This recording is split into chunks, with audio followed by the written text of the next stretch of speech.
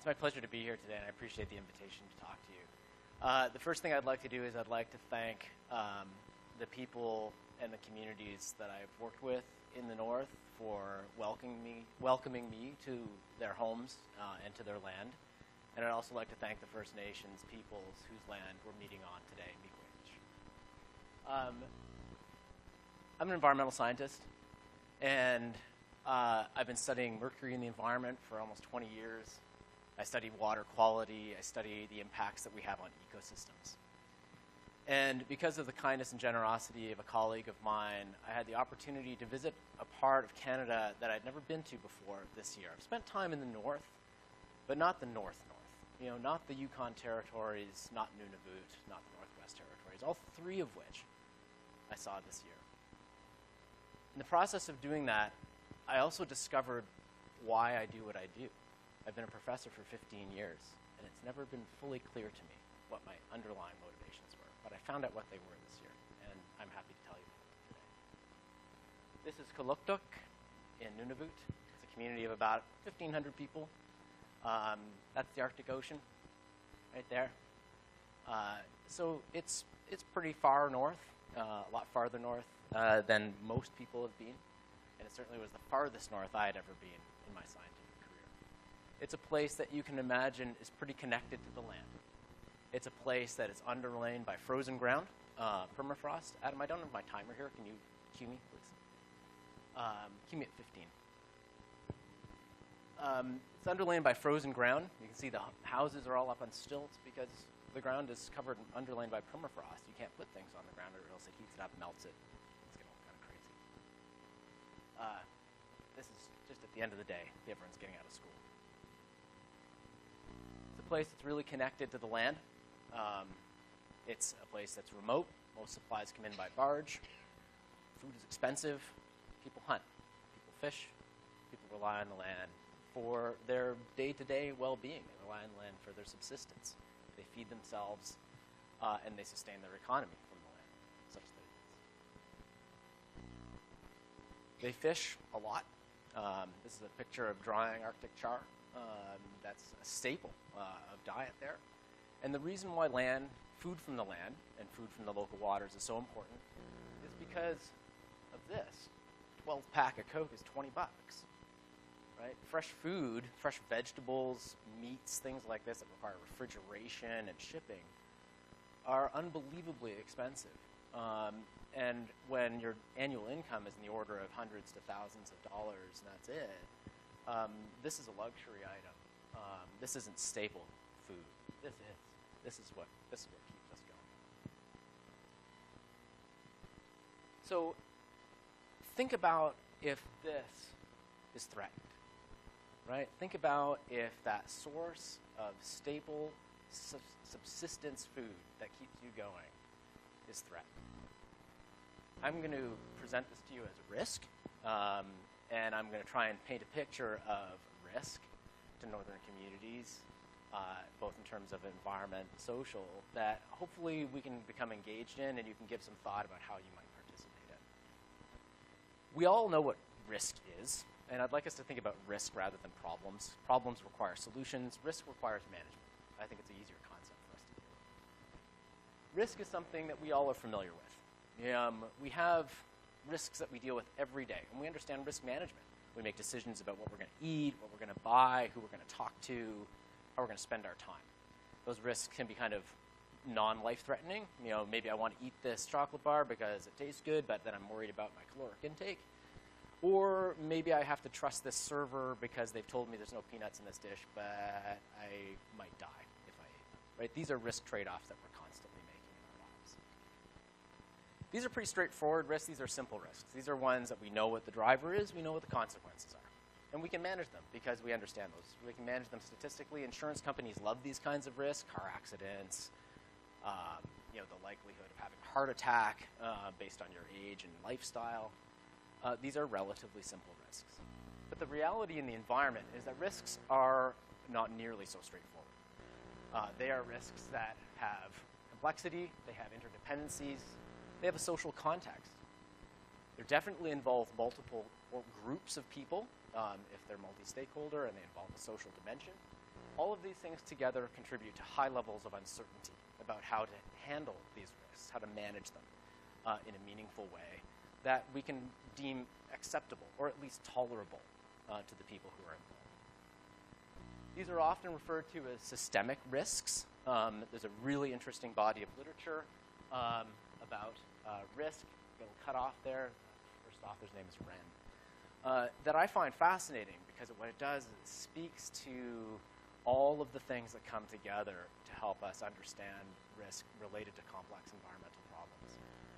Certainly, one of the big issues is that there's a huge amount of complexity because of interrelationships of the economy, of society and social questions, and environmental issues. There's a huge amount of uncertainty associated with these problems that involve the environment because we don't understand the environment very well. I mean, as much work as we do on it, and even myself as an environmental scientist, I feel like I know nothing about how the natural world works because of its unbelievable complexity over space and time. Finally, we have ambiguity about the nature of the risk because those of us sitting here at Western will view an environmental risk very differently than someone that is living on the coast of the Arctic Ocean. And so what I'm going to paint for you today is a bit of a discussion about two of those those major environmental risks, those challenges, and have us think a little bit about what role we can play in them. So this is what I do. Here's me up here. I'm the environmental scientist. I get to go out to amazing places to do the work that I do. Not because, I mean, it's an added bonus that they're beautiful places with beautiful people, but it's just it's where some of these complex problems are vested right now in our world. This is a beautiful lake in the Northwest Territories where I was this summer. This is the tundra. It's a little bit dark, but this is this big, flat, expansive landscape with the Arctic Ocean in the back. This is up near Kaluktuk.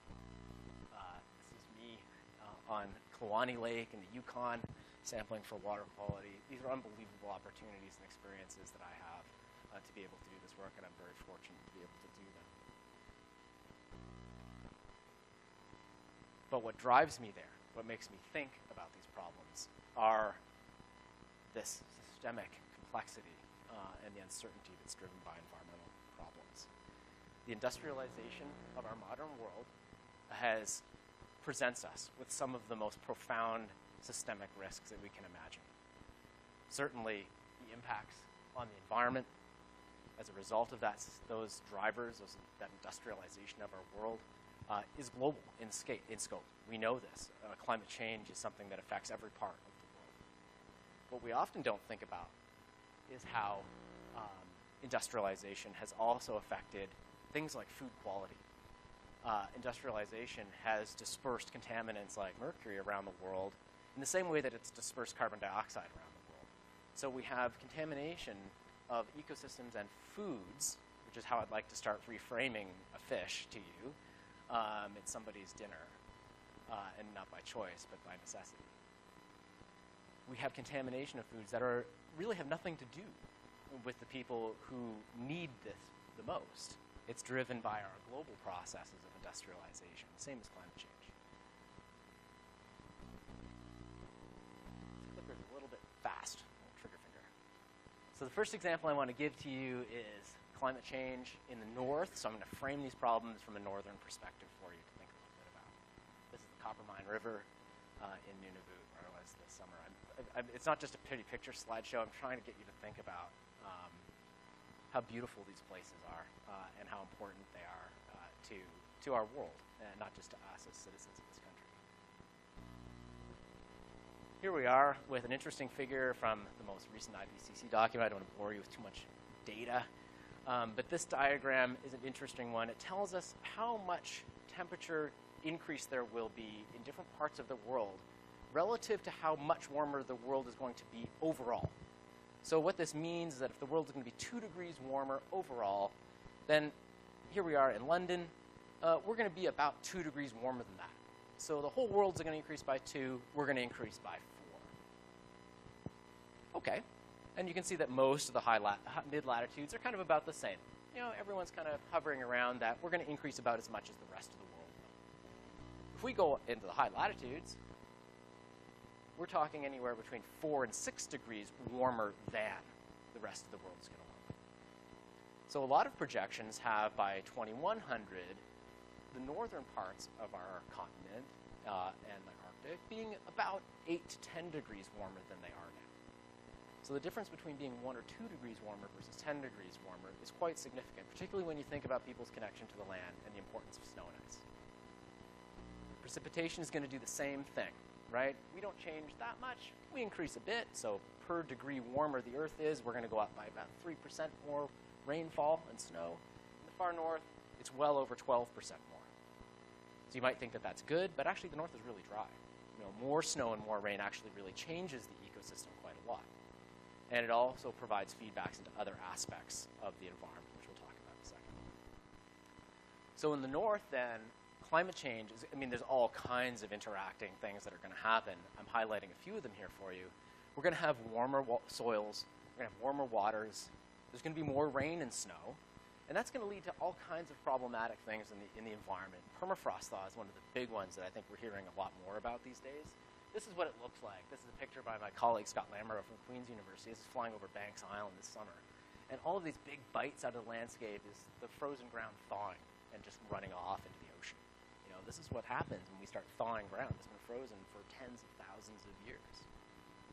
This is a closer to the ground image of what happens in parts of Northwest Territories when we thaw the ground. This is what the forest looks like when it's frozen underneath. It's perfectly fine, thaws in the summer, but it's still frozen down deeper. But when it starts thawing permanently, it just turns into this sort of marshy, wet kind of landscape. It's totally different. It's totally different in terms of the chemistry, totally different in terms of the carbon. And it affects everything else that it's connected to. It certainly affects things like mercury. So this is Sanguez Lake in the Northwest Territories, a very beautiful small lake, a really important lake to the Jean Marie First Nation that use it for traditional fishing, and they have done for as long as anybody knows, generation after generation. The problem is that the footprint of industrialization has found its way, of course, even to there. Fish from Sanguez Lake above a certain size and of certain species are no longer safe for people to eat. This is a risk. This presents a risk, a cultural and a social risk, that I don't think we can fully imagine. What does that look like? Why is this? Well, mercury accumulates in fish as they get older and bigger. So when we have fish that are above a certain size, they start increasing in mercury concentration. This is mercury concentration, length. For those of us in other parts of the country, if we want to go to the store and buy some fish, we're not allowed to buy fish that has concentrations above 0.5 parts per million. There's lots of fish in Sanguez Lake that have concentrations above 0.5. But of course, we don't subsist on that fish. People that there have to subscribe to this limit, because if you're eating a lot of it, you can't eat as much, and you can't tolerate as much mercury.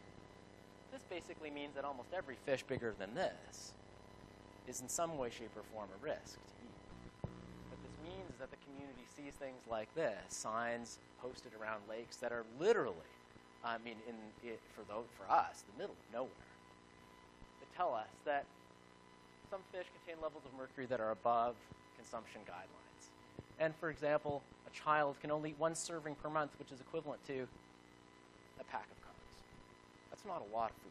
That's not a lot of protein. That means that food has to be derived from other places, which means we're starting to rely on other sources of food that are maybe not, certainly not traditional, and certainly may not be as healthy.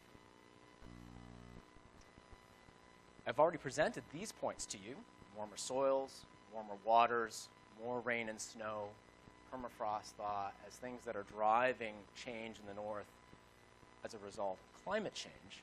But these things also affect mercury in fish.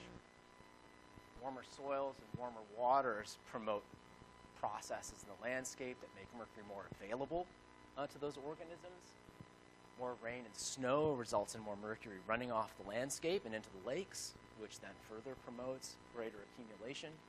And permafrost thaw takes this huge vault of contaminants that have been stored in the landscape and translates it into water that then flows off the land into lakes and rivers. So all of these things, start to cause us to question what's happening here. How am I doing for time, Adam? Okay. So we have now an intersection of two interesting and complex risk spheres, climate and contaminants, both of them being driven by an industrialization of our globe, but now interdigitating, both of them individually presenting risks to northern residents and northern ecosystems, and then together presenting a compounded risk that the complexity of which and the interplay between all of these factors becomes a little bit mind-numbing when we start thinking about all of the things that are going on. So let's return, to our diagram that speaks to the complexity and the uncertainty of this process. These are our three spheres. We have our economy, we have our environment, and we have our social sphere, where in the social sphere I'm giving you the example of food security and food sovereignty for northern communities. The interdigitation, the intersection of these three risk spheres is right here in the middle, and that's the north. Those are the communities that we're talking about, that we're not in that risk sphere. We're not in this nexus between all of these areas.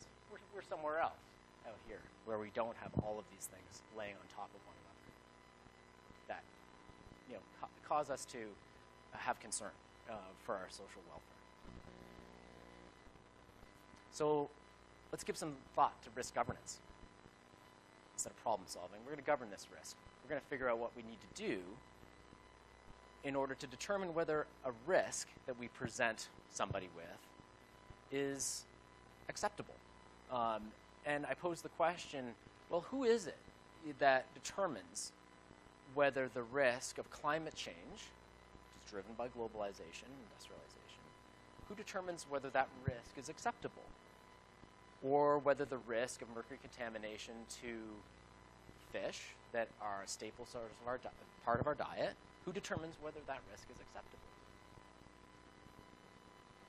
I'm gonna make the case that it's everyone. It's all of us. It's all of the legitimate voices that need to take part in this conversation. It's not us here, and it's not exclusively people in northern communities. It's all of us that have legitimate voices to participate in this. Most oftentimes, our risks are not acceptable. That's a pretty unusual case. Tolerable, maybe, in which case we get into a sphere of risk management. We start thinking about what we need to do in order to keep that risk tolerable so that it doesn't get into the realm of unacceptable or intolerable. Intolerable risk is the one that we can't possibly continue on this path. We can't continue on a path whereby we are going to continue to threaten our well-being as a society or as a community or as an individual.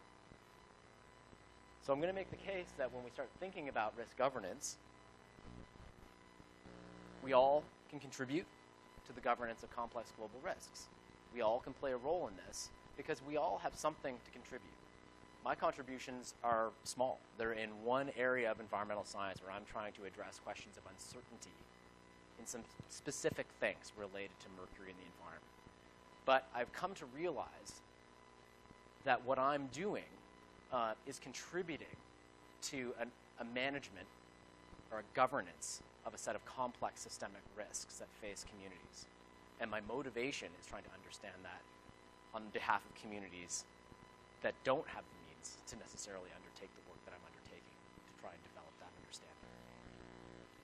We can all equitably contribute and include legitimate voices in this conversation, right? And those legitimate voices include us.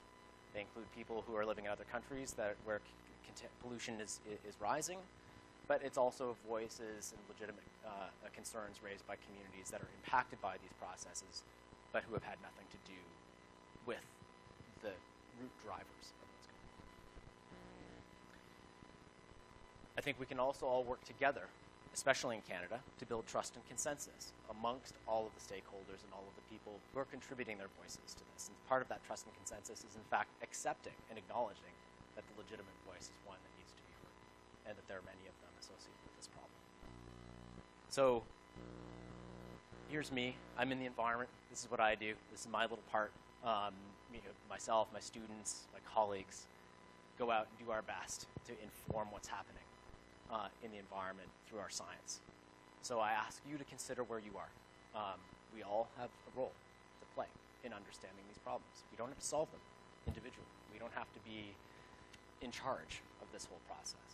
But we can all be a player in understanding these risks, and that may simply be by having an open mind and an open heart to the legitimate voices that contribute to this. So, Kwana, Miigwech, thank you. I appreciate the opportunity to talk to you.